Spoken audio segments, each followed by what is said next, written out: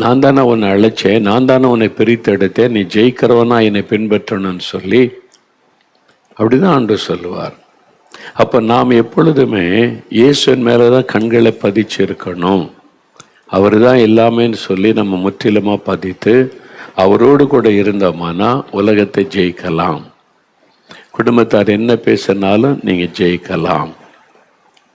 அப்போ எப்படிப்பட்ட சோதனையெல்லாம் இயேசு சந்திச்சிருக்கிறார் பார்த்தீங்களான்னு. வீட்டுக்குள்ளேயே அவருக்கு பிரச்சனை, சொந்த பந்தங்கள் மூலமாக பிரச்சனை. அதுவும் என்னது, மென்டல் ஆயிட்டான்னு சொல்கிறாங்க, அவுட் ஆஃப் மைண்ட் அவர் அப்படின்னு சொல்கிறாங்க. அப்போ எந்த அளவுக்கு அவருடைய மனதை காயப்படுத்தி இருக்கிறாங்க. ஆனால் இயேசு அதெல்லாம் கேட்டுட்டு சோர்ந்து போய் உட்கார்ந்தரல. அவர் தைரியமாக தொடர்ந்து பிதாவின் சித்தத்தை நிறைவேற்றினார்.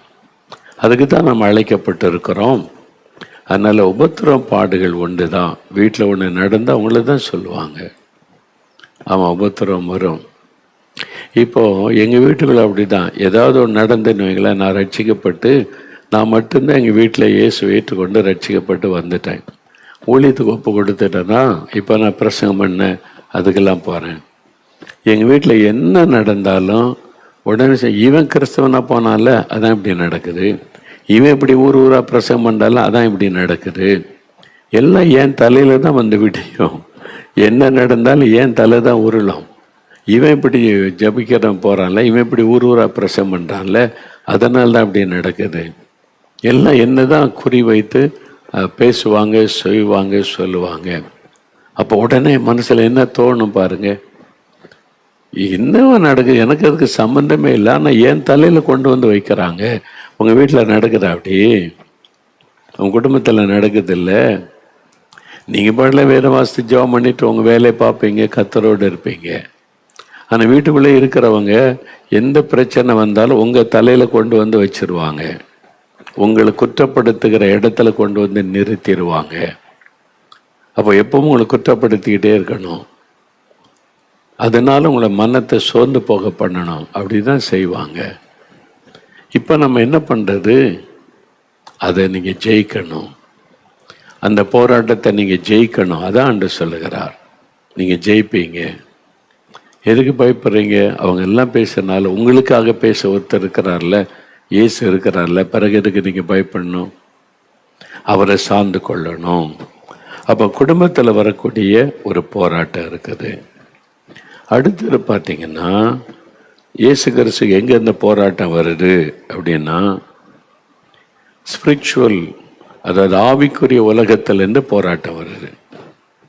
முதல்ல வீட்டுக்குள்ளேருந்து போராட்டம், அப்புறம் ஆவிக்குரிய உலகம், அதாவது ரிலீஜியஸ் அந்த வேர்ல்டு, மத சம்பந்தப்பட்ட இடத்துலேருந்து போராட்டம் வருது.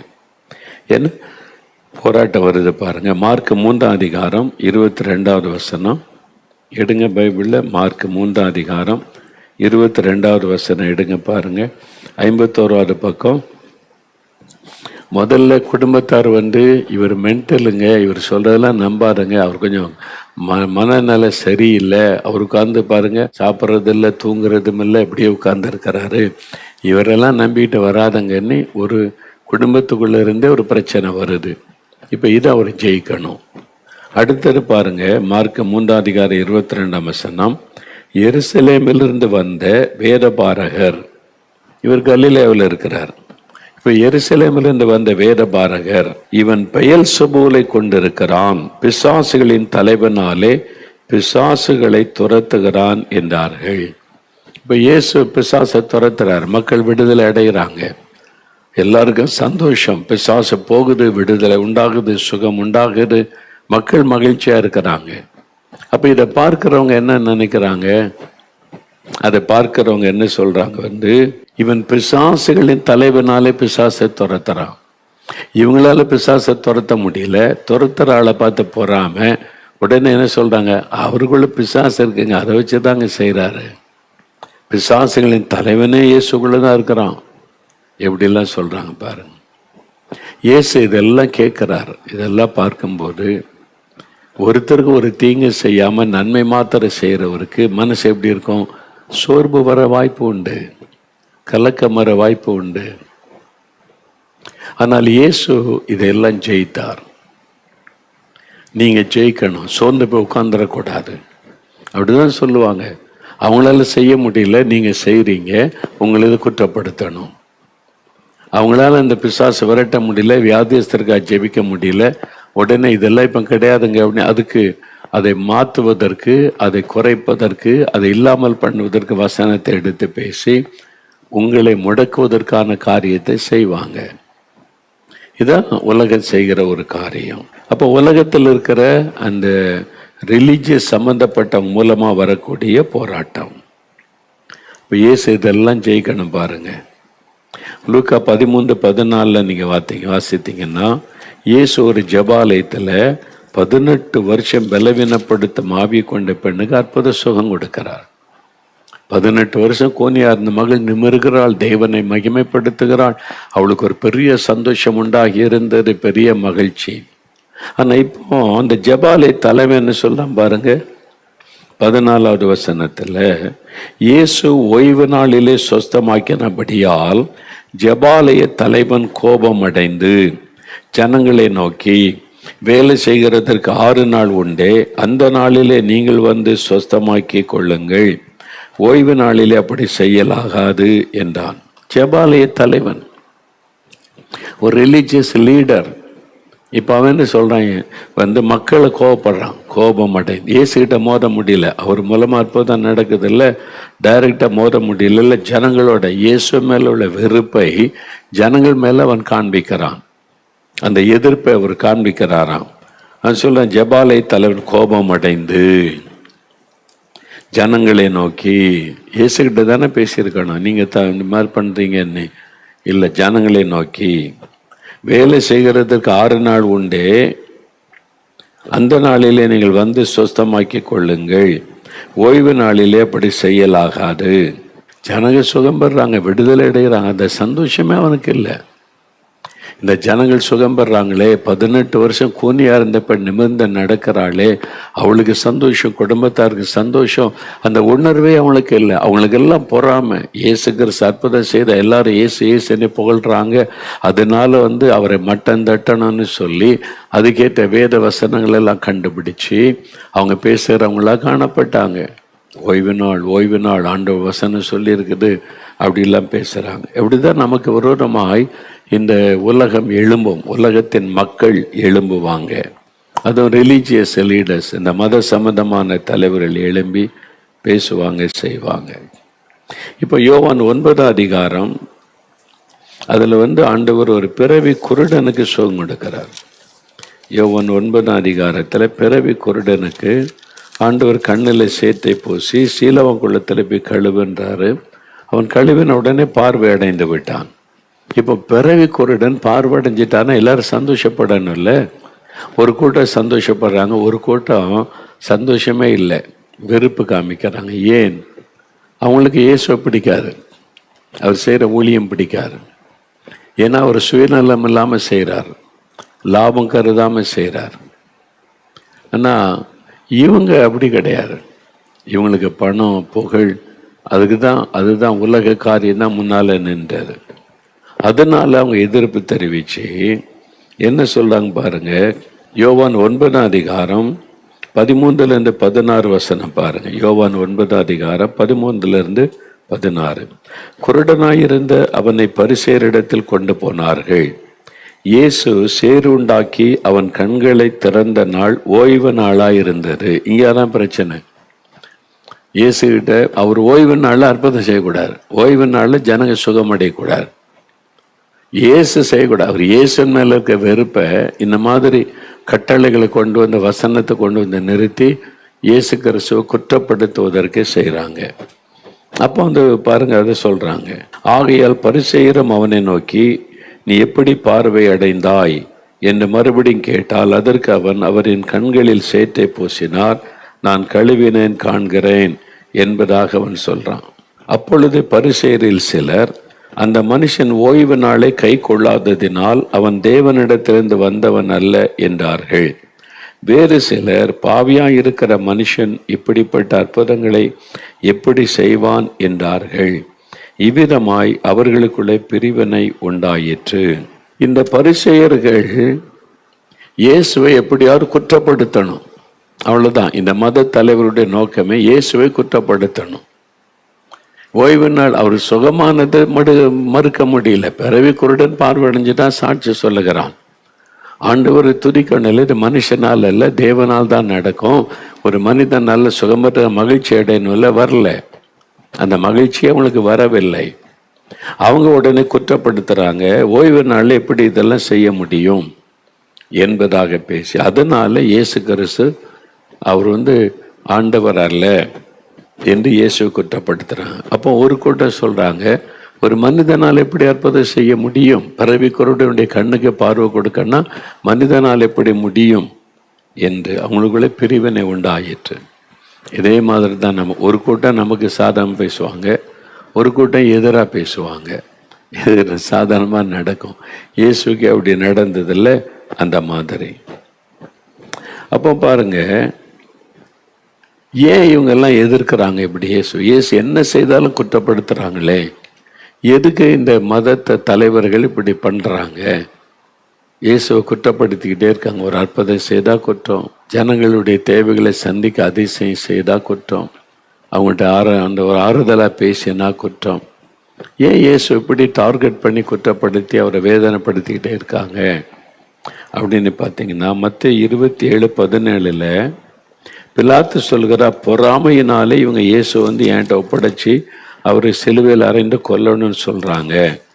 இந்த மத தலைவர்லாம் சேர்ந்து தான் இயேசுவை பிடித்து சனகரி சங்கத்தில் விசாரணை நடத்தி பிலாத்துக்கிட்ட கொண்டு போய் நிறுத்தி அவருக்கு தூக்கு தண்டனை கொடுங்கன்றாங்க.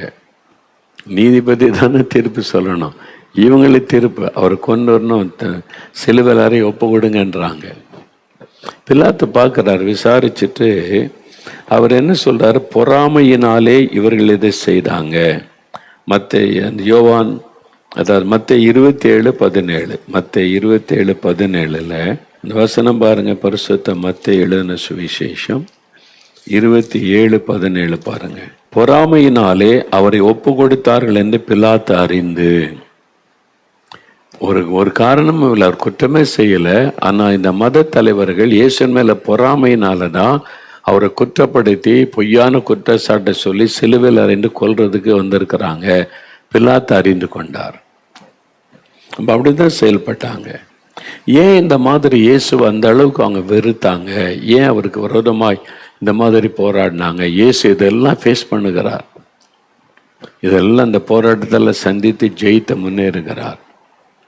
இப்போ இந்த சூழ்நிலையில் ஏன் இந்த மாதிரி செய்தாங்கன்னா, ஒன்று, அவர் தேவாலயத்தை சுத்திகரித்தார்ல, என்னுடைய பிதாவின் வீட்டை வியாபார ஸ்தலம் ஆக்கிட்டீங்க, கள்ளர் கோகை ஆக்கிட்டீங்கன்னு எல்லாத்தையும் காசு கடைக்காரர் கவிழ்த்து போடுகிறார், புறாவை திறந்து விடுகிறார்.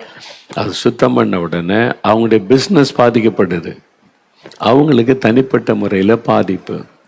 சர்ச்சில் ஆலயத்தில் வியாபாரம் பண்ணுறாங்க, பிஸ்னஸ் ஆக்கிட்டாங்க. ஆண்டவர் அதெல்லாம் உடைச்சி எரிஞ்ச உடனே இயேசுவின் மேலே கோபம் வருகிறது. ஊழியத்தை பயன்படுத்தி பணம் சம்பாதிக்கிறதுக்குன்னே ஒரு கூட்டம் இருக்காங்க, யூடியூப்பில் உட்காந்து பேசியே பணம் சம்பாதிப்பார். இந்த மாதிரி அடுத்தவங்களை பற்றி பேசி பேசி பரிகாசம் பண்ணி அதில் பணம் சம்பாதிக்கிற கேவலமான பிழைப்பை நடத்துகிறவங்க இப்பவும் இருக்கிறாங்கல்ல. அந்த காலத்தில் அந்த மத தலைவர்கள் தேவாலயத்தை கள்ளர் கோயில், அவங்களுக்கு வருமானம், காசு தான் வேணும். இயேசு அதெல்லாம் அடித்து உடைச்சி விரட்டினதுனால இப்போ அவங்க பாதிக்கப்பட்டாங்க. பிஸ்னஸ் பாதிக்குது, காரணம் இயேசு தான். மக்கள் மனதில் எங்களுக்கு இந்த நல்ல மதிப்பெல்லாம் போயிட்டு காரணம் இயேசு தான். அதனால இயேசுவை நம்ம அழிச்சிடணும், கொண்டு விடணும் அப்படின்னு எழுப்பி நிற்கிறாங்க. அப்போ அவங்களுக்குள்ள அடுத்தது இயேசு கண்டித்து பிரசங்கம் பண்ணுறார், கண்டிப்பாக பேசுகிறார். அதுலேயும் பாருங்க, பரிசேயரே வேத பாரகரே உங்களுக்கு ஐயோ அப்படின்றார். அவங்க அந்த கூட்டத்தின் பேரே சார், வேத பாரகரே பரிசேயரே உங்களுக்கு ஐயோ, நீங்கள் பரலோகத்துக்குள்ள ஜனங்களை விட மாட்டேங்கிறாங்க, பூட்டி போட்டுறீங்க. அதாவது ஒரு ஆண்டவருடைய விருப்பத்தை நிறைவேற்றாம சொந்த விருப்பத்தை நிறைவேற்றுறாங்க. அதை இயேசுடைய ஊழியம் தடுக்கிறாரு.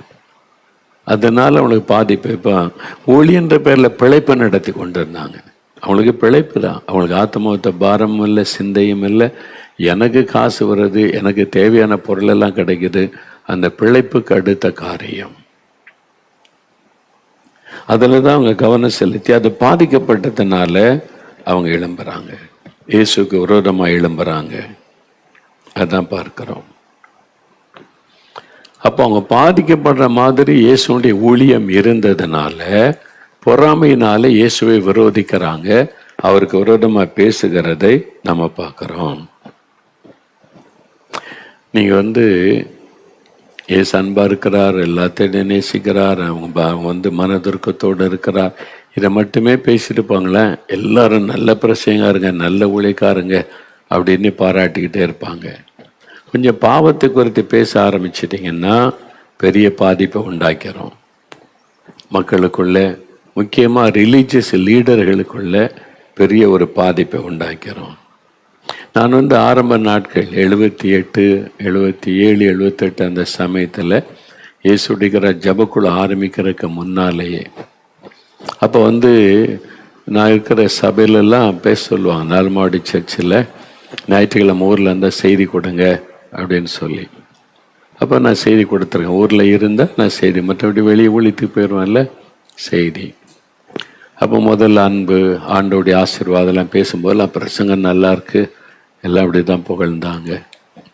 அப்புறம் இவங்க மனம் திரும்பணுமே, ரட்சிக்கப்படணுமே, மனம் திரும்புதல், பாவ மன்னிப்பை பெறுதல், இந்த அனுபவத்தை பற்றி பேசினார் ஒரு. அப்போ பிரசங்கம் நல்லா இருந்து எல்லாம் சொன்னாங்க. ஒரு நாள் ஆண்டவர் சொன்னார், இவங்களுக்கு பாவத்தை விட்டு மனம் திரும்பி ரட்சிக்கப்படணும்னு பேசினா எல்லாரும் நம்ம என்ன பாவம் செய்தோம் நினச்சிக்கிட்டு இருக்காங்க, பாவம்னா இன்னதுன்னு பேசுன்றார். ஆண்டவர் நம்மளை சிக்கல்ல மாட்டி விட்டுருவார், பார்த்துக்கிடுங்க. ஆண்டவர் சொல்றாரு, இதுதான் பாவம்னு பேசு, எரேமியாவிலிருந்து எடுத்து என்னென்ன பாவம் இவங்களுக்குள்ள அவங்க வாழ்க்கையில் இருக்குது, குடும்பத்தில் இருக்குது, சபைக்குள்ள கூட இந்த பாவத்தை கொண்டு வந்துடுறாங்க, இதெல்லாம் நான் அருவருக்கிற பாவம்னு பேசினார். ஆண்டவரே, எங்காவது வெளியில் அனுப்பி பேச சொன்னால் நான் பேசிட்டு அடுத்த நாள் ஓடி வந்துடுவேன். இது எங்கள் சொந்த ஊர், சொந்த சபை, இங்கே நான் அதை பேசினா எனக்கு ஆபத்து. எப்படி இதை ஏற்றுக்கொள்வாங்க?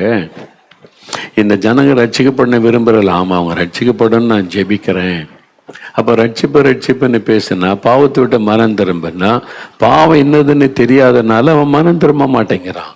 நம்ம நல்லா தானே இருக்கோம், சிகரெட் பிடிச்சிக்கிட்டு இருந்தாலும் பக்தியாக தானே இருக்கிறோம், நாங்கள் பொடி போட்டு கொண்டிருந்தாலும் பக்தியாக தானே இருக்கிறோம் அப்படின்னு நினைக்கிறான். ஆனால் உள்ளுக்குள்ளே என்னென்ன பாவம்லாம் இருக்குது, இந்த பாவம்லாம் உனக்குள்ளே இருக்குது, இந்த சபைக்குள்ளே இருக்குது, மனம் திரும்பன்னு பேசு, இந்த வசனத்தை வச்சு பேசுன்னு ஆண்டவர் சொன்னார். எனக்கு பயம் இதை வச்சு பேசுறதுக்கு. இதை எப்படி ஏற்றுக்கொள்வாங்க சொந்த ஊரில் பேசுறதுக்கு? நீங்களே யோசிச்சு பாருங்க. வெளியூர்னா பேசிட்டு அவன் அடுத்த நாள் சண்டை திட்டினாலாம் நம்ம வந்துடுவோம்ல, ஆனால் உள்ளே ஊருக்குள்ளே இருக்கணும்ல, எப்படி? அப்போ இது பேச சொல்றார் ஆண்டவர். நான் முடியாதுன்றேன். ரொம்ப ஆண்டவர், நீ பேசலைன்னா இவங்களோட ரத்தப்பழியை உங்ககிட்ட தான் கேட்பேன், நீ தான் பொறுப்பு. அப்போ சரி ஆண்டவர்னு சொல்லி அதுக்காக உபவாசம் பண்ணி காட்டுக்குள்ளே போய் அந்த வசனத்தை வச்சு அழுது செபிக்கிறேன். நான் அந்த பிரசங்கம் பண்ண முன்னால நான் பட்ட பாடு இருக்க கர்ப்ப வேதனை தான்.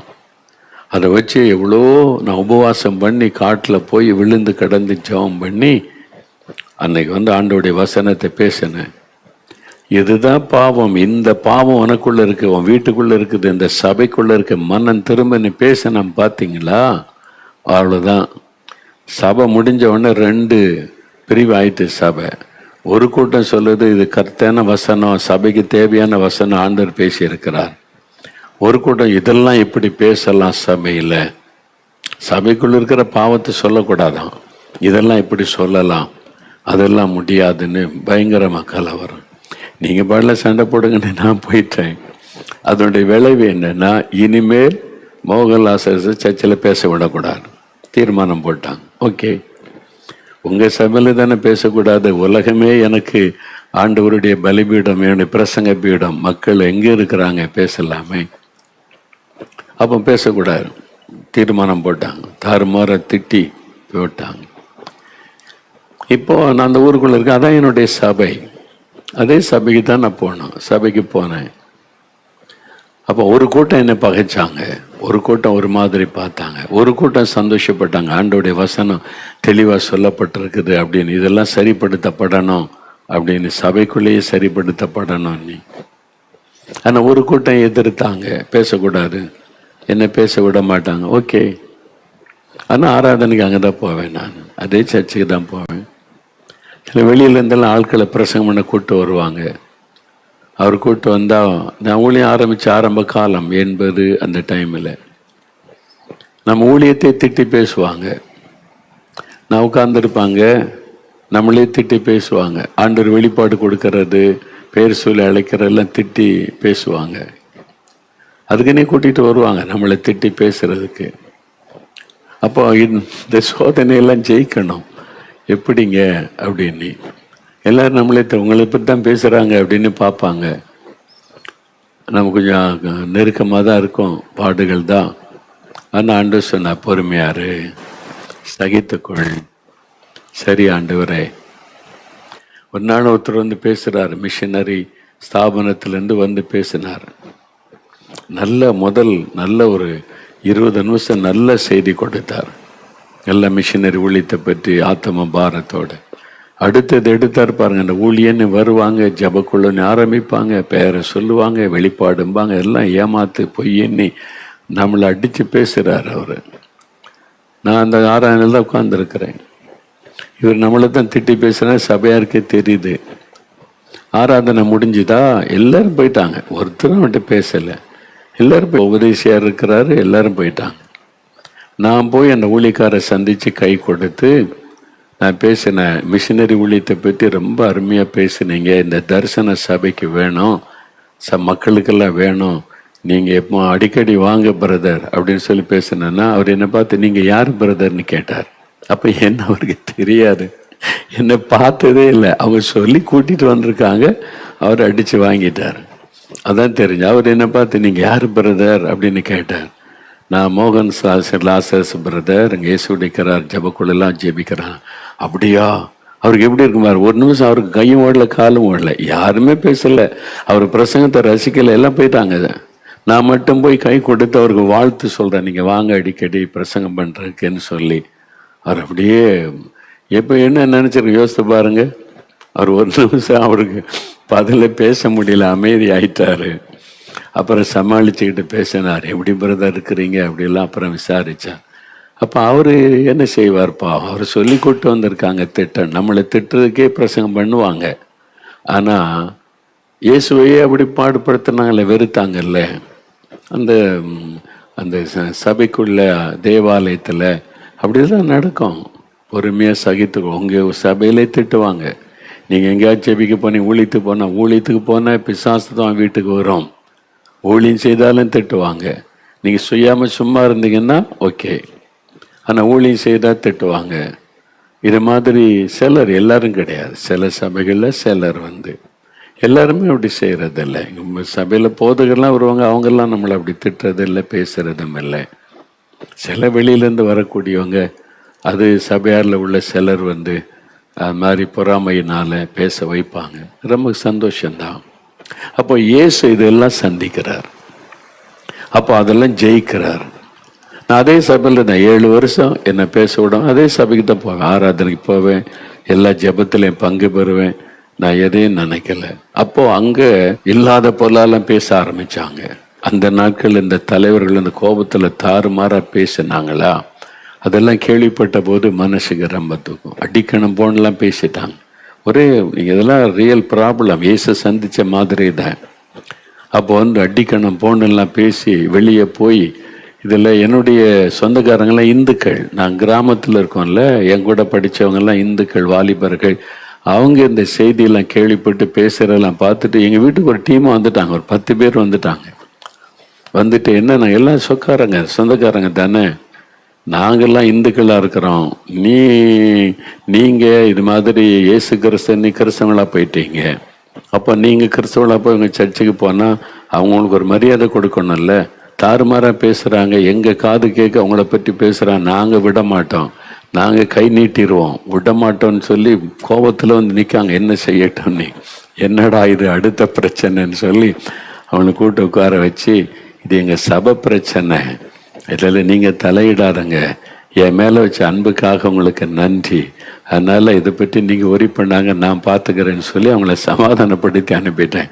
அந்த அளவுக்கு எனக்கு பிரச்சனை வந்தது சொந்த சபையில். அப்போ ஆண்டவர் சொன்னார், இதே சபையில் தான் நீ இருக்கணும், சகித்து கொள்ளணும், அமைதியாக இருக்கணும், நான் எல்லாத்தையும் பொறுமையாக சகித்தேன், அதே மாதிரி தான் நீ இருக்கணும். அது மாதிரி இருந்ததுனால கிட்டத்தட்ட 7-8 வருஷம் அப்படி தான். அதன் பிறகு அதே சபையில் தேவன் மறுபடியும் கனப்படுத்தி என்னை உயர்த்தினார் அதே இடத்துல. ஆனால் இப்போ யார் அந்த மாதிரி? அப்போ அவங்களுக்கு அறியாமை, அதாவது வசனத்துக்கு அவங்க கீழ்ப்படிய இடம் கொடுக்காம வசனத்தை எதிர்க்கிறவளா இருந்தாங்க. இயேசு சொல்றார், என் பிதாவின் வீட்டை நீங்க வியாபார ஸ்தலமா மாத்திட்டீங்க. இயேசு அதான கோபத்தோட செய்யறாரு. அப்ப அவங்க ஏற்றுக்கொண்டு சரி நாங்க சரிப்படுத்துறோம்னு சொல்றதை விட்டுட்டு இயேசுவை பகைக்க ஆரம்பிச்சாங்க. அது மாதிரி தான் வசனத்தை பிரசங்கம் பண்ணா வசனத்துக்கு கீழ்ப்படி ஒப்பு கொடுக்காம வசனம் பேசுற ஆளை எதிர்ப்பாரு. இயேசு அந்த பிரச்சனையை சந்தித்தார். இன்னைக்கு வரைக்கும் அதை நான் சந்திக்கிறேன். அதற்காக ஆண்டவருக்கு ஸ்தோத்திரம். அதுக்காக சோர்ந்து போறதில்லை. ஆண்டவர் என்ன சொன்னார், எதிர்க்கிறவங்கள பகைக்காத. நான் போய் ஜெபம் பண்ண, ஆண்டவரே இப்படிலாம் பேசுறாங்க கேவலமா, இந்த மாதிரி அசிங்கமாலாம் என்ன பேசுறாங்க. நாங்கள் ஜெபம் நடத்துறது, அதில் தாய்மார்கள் தான் அதிகம் பேர் வருவாங்க. நாங்கள் ஆண்கள் 3 பேர், தாய்மார்கள் எல்லாம் வயசான குடும்பத்தில் உள்ள தாய்மார்கள் நல்ல கண்ணீரோடு ஜெபிப்பாங்க. அதெல்லாம் அசிங்கமாக பேசி பெரிய ஒரு பண்ணிட்டாங்க. மக்களை அங்கே ஜெபிக்க வர்றவங்கள மிரட்டுறதெல்லாம் பண்ணிட்டாங்க. நான் போய் ஆண்டவர்கிட்ட உட்காந்து, என்ன ஆண்டவரே நீங்கள் தானே ஜெபக்குள்ள ஆரம்பிக்க சொன்னீங்க, நாங்கள் சபைக்கு இடரெல்லாம் உண்டாக்கலை, சபை நேரத்தில் நாங்கள் கூடுறதும் இல்லை, ஏதோ கூடி தேசத்துக்காக ஜெபம் மட்டும்தான் பண்ணுறோம், காணிக்க எடுக்கிறது இல்லை, ஏதோ செய்யலை, ஒன்லி ஜெபம் தானே பண்ணுறோம், இது மாதிரி பண்ணுறாங்களே, எப்படி ஆண்டவரேன்னு ஜெபிச்ச ஆண்டவர் சொன்னார். ஓகே, அவங்க ஆவிக்குரிய காரியத்தை அறியாதவர்கள், அவங்களுக்கு ஸ்பிரிச்சுவல் திங்ஸ் தெரியாது. அறியாமையினால வசனத்துக்கு கீழ்ப்படிய மனம் இல்லாமல் எதிர்த்து நிற்கிறாங்க. ஆனால் நீ என்ன செய்யணும், அவங்கள எப்பொழுதும் போல நேசிக்கணும். இப்போ ஆண்டவர் எனக்கு சொல்லி கொடுத்தது என்ன தெரியுமா, எப்பொழுதும் போல அவங்கள நேசிக்கணும். இப்படி அவங்கள பார்த்தா எனக்கு வெறுப்பு தானே வரும், இப்படிலாம் பேசுகிறாங்க, இப்படி கண்டதெல்லாம் சொல்கிறாங்க, கோபம் தானே வரும். அது வரக்கூடாது. அவங்க மேலே கசப்பு வரக்கூடாது, அவங்க மேலே வெறுப்பு வரக்கூடாது. எப்பொழுதும் போல நீ நேசிக்கணும். வேத பாருகிற பரிசேயர் ஆசிரியர்லாம் என்னை எதிர்த்தாங்க, திட்டினாங்க, எனக்கு ஒரு கொலை செய்யக்கூட முயற்சித்தாங்க. நான் அவங்கள வெறுக்கலை, நான் அவங்க மேலே கசப்பு வைத்து கொள்ளலை, அவங்கள நான் நேசித்தேன். அதை தான் நீ பின்பற்றான், என் அடிச்சுவட்டில் பின்பற்று. இது எப்படி எவ்வளோ கஷ்டம் இல்லை?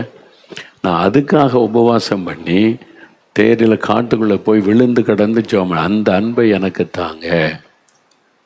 பிரச்சனை எப்படி மேற்கொள்ளி ஜெயிக்கிறது நீ கற்றுக் கொடுத்தார் ஆண்டவர்.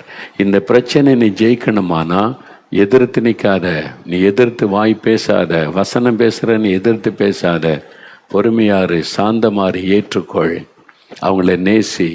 இதுதான் ஜெயிக்கிற முறை. உங்களை யார் திட்டுறாங்களோ அவங்கள நேசிங்க, அவங்கள பிளஸ் பண்ணுங்க. இதுதான் ஜெயிக்கிற முறை. நீங்கள் ஜெயிக்கணுமானா அப்படி தான். அப்போ அதுக்காக அழுது, அந்த அன்பை எனக்கு தாங்க, அந்த அன்பை எனக்கு தாங்க, அந்த அன்பை எனக்கு ஊற்றுங்க. பல மணி நேரம் அழுது ஜெபித்து அந்த தேவனுடைய அன்பு என் உள்ளத்தில் ஊற்றப்பட சில நாட்களாய் உபவாசம் பண்ணி ஜெபிச்சு தேவன் அந்த அன்பை கொடுத்தார். அதே சர்ச்சுக்கு தான் போகணும். என்னை பேசுகிற அதே ஆட்கள் மூஞ்சில் முழிக்கணும், அவங்களோட சேர்ந்து ஆராதிக்கணும், அவங்கள பார்த்து தோத்தர சொல்லணும். உள்ளத்தில் கசப்பு இருக்கக்கூடாதுல்ல. அந்த அன்பை பெற்று அவங்கள நேசித்து எப்போ அவங்க மேலே ஒரு வெறுப்போ கசப்போ இல்லாமல் நடந்து கொள்ள கர்த்தர் அந்த இருதயத்தை தந்தார். அப்படி ஜெயிக்க உதவி செய்தார். அப்படிதான் அவங்க வீட்டுக்குள்ளேயும் திட்டுவாங்க, பேசுவாங்க, ஏசுவாங்க. கோபப்படாதங்க, எரிச்சல் கொள்ளாதங்க, அவங்கள பகைக்காதங்க. அவங்களால அந்த ஆவிக்குரிய காரியத்தை புரிந்து கொள்ள முடியலை. அவங்க ஆவிக்குரிய அனுபவத்தில் வராததுனால அவங்களுக்கு தெரியலை. சும்மா கிறிஸ்தவங்களாக இருக்காங்க, அவ்வளோதான்.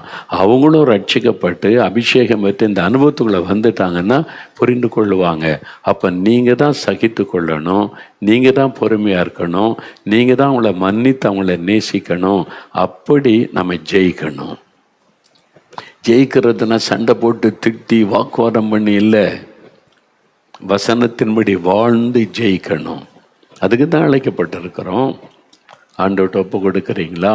அப்படி ஒரு நிமிடம் ஜெபம் பண்ணுங்க. இதயத்தில் கை வைத்து, ஆண்டவரே எனக்கு அந்த சாந்தம் வேணும், பொறுமை வேணும், மன்னிக்கிற இருதயம் வேணும். எனக்கு வரக்கூடிய இந்த போராட்டங்கள், அவமானம், நிந்தை, நெருக்கத்தை நான் ஜெயிக்கணும். அதுக்கு வேண்டிய அன்பை எனக்கு தாங்க. சத்துருக்களை நேசிக்க சொன்னீங்களே, அந்த அன்பை எனக்கு தாங்க. சாந்த குணத்தை தாங்க. மன்னிக்கிற இருதயத்தை எனக்கு தாங்க. நான் இந்த உலகத்தை ஜெயித்து பரலோகத்தில் வந்து உம்மோடு கூட ஆளுகை செய்வதற்கு என்னை அர்ப்பணிக்கிறேன். இந்த பாடுகளுக்கு ஒப்பு கொடுக்கிறேன். இதுக்கு மத்தியில் அன்பாயிருக்க என் இருதயத்தை உம்முடைய அன்பினாலே நிரப்பும் நிரப்பும் நிரப்பும். இப்பொழுது உம்முடைய அன்பினால் என் உள்ளத்தை நிரப்பும். தேவ அன்பு என்னை நிரப்பட்டும். தாழ்மை எனக்கு வரட்டும். என்னை ஒப்பு கொடுக்கிறேன் ஆண்டவரே. என்னை அர்ப்பணித்து கொள்ளுகிறேன். யார் யார் அப்படி ஒப்பு கொடுத்து ஜெபிக்கிறாங்களோ இந்த மகனுக்கு மகளுக்கு உம்மை போல ஒரு இருதயத்தை தாங்க ஆண்டவரே. உம்மை போல சாந்த குணத்தை கொடுங்க ஆண்டவரே. மன்னிக்கிற இருதயத்தை கொடுங்க. நாங்கள் ஜெயிக்கணும், ஜெயம் பெற்றவர்களாய் நிற்கணும். எங்கள் ஒவ்வொருவருக்கும் நீர் உதவி செய்யும். இயேசு கிறிஸ்துவின் நாமத்தில் ஜெபிக்கிறோம் பிதாவே. ஆமேன், ஆமேன். நீங்கள் ஜெயிக்கணும். நாம் ஜெயம் பெற்றவர்கள். இந்த உலகம் நமக்கு விரோதமாக போராடிக்கிட்டு தான் இருக்கோம். சத்தியத்தை சொல்கிறதுனால சத்துருவாக தான் நினைக்கும். ஆனால் நம்ம ஜெயிக்கணும். பகைக்கிறவங்களுக்கும் அன்பு காட்டணும். நம்மை கேவலமாக பேசுகிறவங்களுக்கும் அன்பு காட்டுகிற மன்னிக்கிற இருதயம் நமக்கு வேணும். அப்படி தான் நம்ம ஜெயிக்க முடியும். ஜெயம் என்பது சண்டை போட்டு வாக்குவாதம் பண்ணி ஜெயிப்பதல்ல. நம்முடைய வாழ்ந்து காண்பித்து சாட்சியின் மூலமாய் ஜெயிப்பது. அந்த அனுபவத்துக்கு தான் கர்த்தர் நம்மை நடத்துகிறார். ஜெயம் பெற்றவளாக இருக்கணுன்றதை மனசில் ஆழமாக பதித்து கொள்ளுங்க.